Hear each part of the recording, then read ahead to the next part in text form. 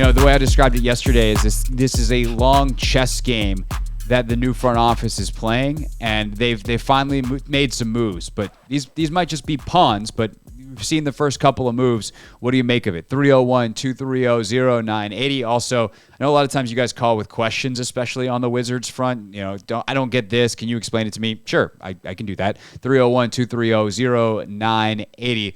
Let's start off with Bob in D.C. Bob, thanks for calling. You are on the Hoffman Show. Hey, thanks for having me.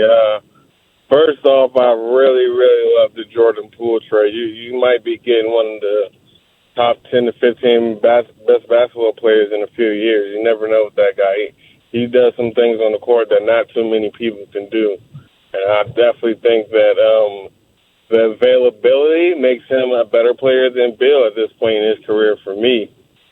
And when we go to Bilal, I don't think you can have enough 3-and-D players. I mean, that's kind of what they're built on. I see that his ceiling is kind of like a Mikal Bridges. I think he's kind of one of those guys from overseas. They just work really hard at their weaknesses, and they develop. So I like the pick. Can't have enough 3-and-D wings. Agreed. Thanks for the call, Bob. The thing with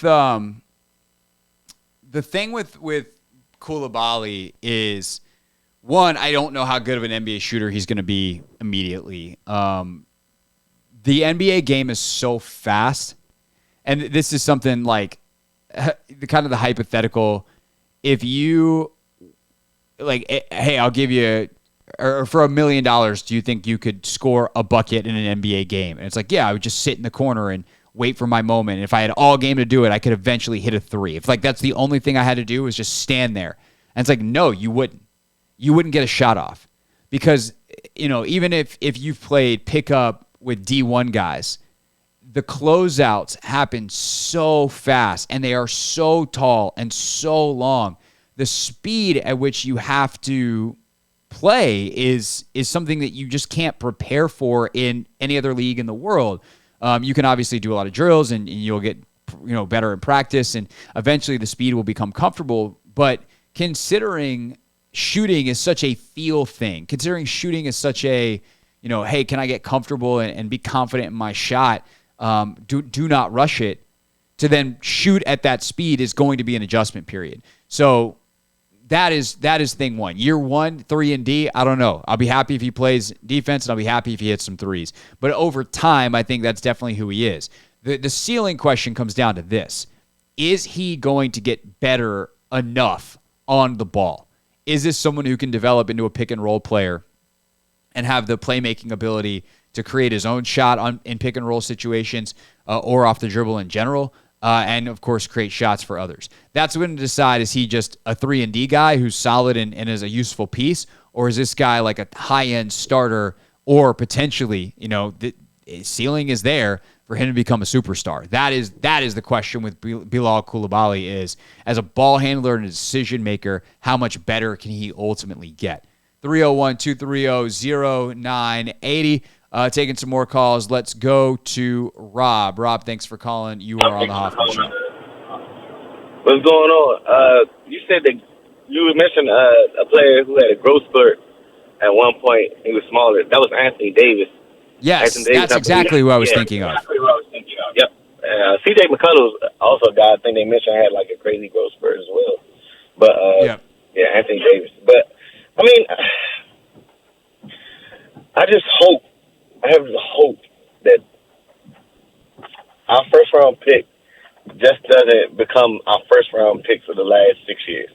I just hope. I can't do nothing else but hope, because there's still one person in the room who was there when we made the last 6 first-round picks. I mean, he's the owner, so, I mean, I'm pretty sure he has some say-so, but we keep drafting the same position and nothing. I mean, we get the same thing from the same position over and over and over again. And I hope this guy is different. I do hope he's different, but we've said the same thing for the last 6 years. Since Troy Brown, we've said the same thing. From Troy Brown all the way to Denny, we have said the same thing over and over again. And now we're going to this international player movement, and international players haven't worked here. They literally have not worked here. Well, neither have American players. So I don't know where you want. Who do you want? Yeah. I would have took the kid from Duke, the 7'2" center from Duke, just because he's 7'2" and he can play defense. At the end of the day, that's all you. That's a point of basketball that you need. You need someone who can go in and protect the paint. I mean, it's an interesting thought. Thanks for the call, Rob. I mean, here's the thing that I was saying in the last segment, though, is if you don't develop players, then it doesn't matter who you take. If all you do is let guys kind of plod along, they're not going to get better at the rate you need to win in the NBA. The test is not drafting. The test is going to be development. And I genuinely think had different coaches and front office people been here the last couple of years, some of these draft picks, same guys, same exact players, would have worked out better because that's the league. The league is a player development league. The Thunder aren't, yes, they are good at scouting, but it's not 100% that they scout better than everyone else. I think that's kind of a misnomer around especially NBA basketball, but sports in general is like, oh, these teams just crush it. Well, how do they crush it every year? They're watching the same game tape. Do they have magical formulas in their analytics department? No. They do a better job when the players get to them. That's the magic. The magic is not necessarily identifying the correct player. Sure, that's a huge element. Where is this guy someone that we can work with and get to where his maximum potential is? But the getting him to his maximum potential part is what separates great organizations. Whether it's the Ravens in the NFL, the Thunder in the NBA. Like, Russell Westbrook could have stunk in the NBA. He was a super duper raw athlete with just this crazy competitive streak. And if he goes to the wrong environment, that could have been channeled in an unhealthy way, and he might not have been pushed to develop in certain ways that he did. And instead, he goes to Oklahoma City, arguably the best player development spot in the league, and he's an MVP who's going to go to the Hall of Fame, and rightfully so. Like, the key is not just like, oh, he took another international guy. That hasn't worked here. It's the guys that are here now, they're going to make it work here. It's who they bring in as the head of player development. It's how they instruct Wes and the rest of the staff to do the player development. And it's what infrastructure Michael Winger at his level provides with whether it's sports psychologists, whether it's the right strength and conditioning staff, whether it's the right equipment and, tools in the weight room or in film study or whatever. I don't even know. Like, I don't have the secrets. They do. They were in Oklahoma City. They're in a place like L.A. where Terrence Mann has turned into a really good, potentially burgeoning all-star that they brought in out there from someone who was not heralded to be that coming out necessarily. That's, Travis Schlenk and what he was a part of in Golden State. Was Draymond Green going to be this? Was Draymond Green a Hall of Famer anywhere else? Probably not. Like, he could have been good.